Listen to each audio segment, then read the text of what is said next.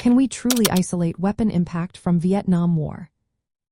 Have you ever wondered how we can understand the impact of weapons used in the Vietnam War? This question is not as straightforward as it seems. The Vietnam War was marked by a wide range of military strategies and diverse weaponry, making it quite difficult to isolate the effects of individual weapons. The war featured conventional bombs, artillery, chemical agents like Agent Orange, and even napalm. Each of these weapons had unique physical and psychological effects. However, these impacts often overlapped, which complicates efforts to attribute specific outcomes to a single weapon. For instance, during the conflict, United States bombing campaigns dropped an amount of ordnance equivalent to 100 times the explosive power of the atomic bombs dropped on Hiroshima and Nagasaki.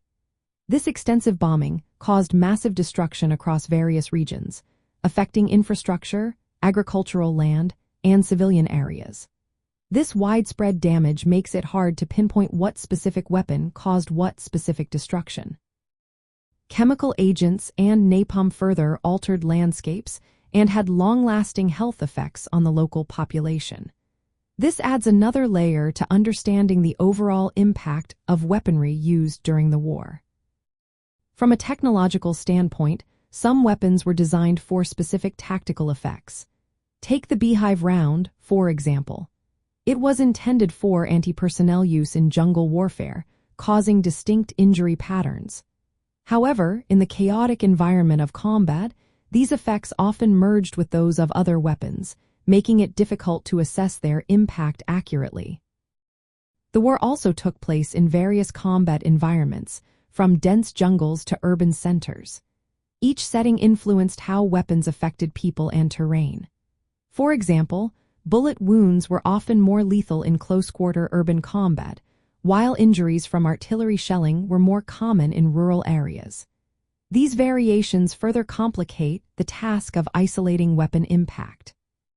Strategically, the military operations in Vietnam combined air campaigns, ground assaults, and chemical warfare. This combination aimed to disrupt enemy capabilities and morale. The cumulative effects of these tactics mean that isolating the impact of any single weapon overlooks the interconnected nature of warfare, where weapons often complement one another. To assess weapon impact accurately, detailed data collection is necessary. This includes ordnance delivery records, geographic targeting information, casualty reports, and environmental studies. Even with such data, the long-term consequences, like unexploded ordnance hazards and health effects from chemical agents, extend beyond immediate battlefield impacts.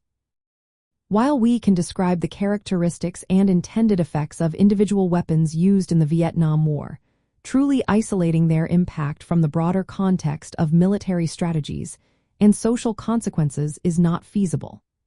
Understanding weapon impact requires considering the war's complex history, where technological, tactical, and human factors are all intertwined.